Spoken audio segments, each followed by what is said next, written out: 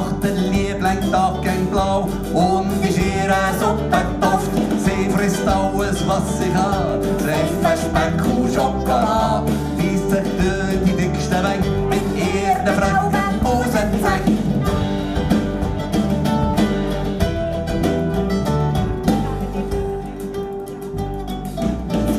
Die Muus in Münsterspitz, die heisst Jimmy Flitz.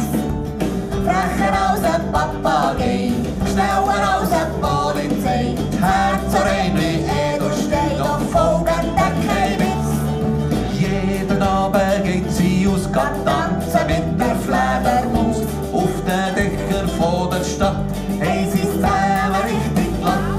Während die Menschen fallen stellen oder haben sie böse anbauen, bleibt sie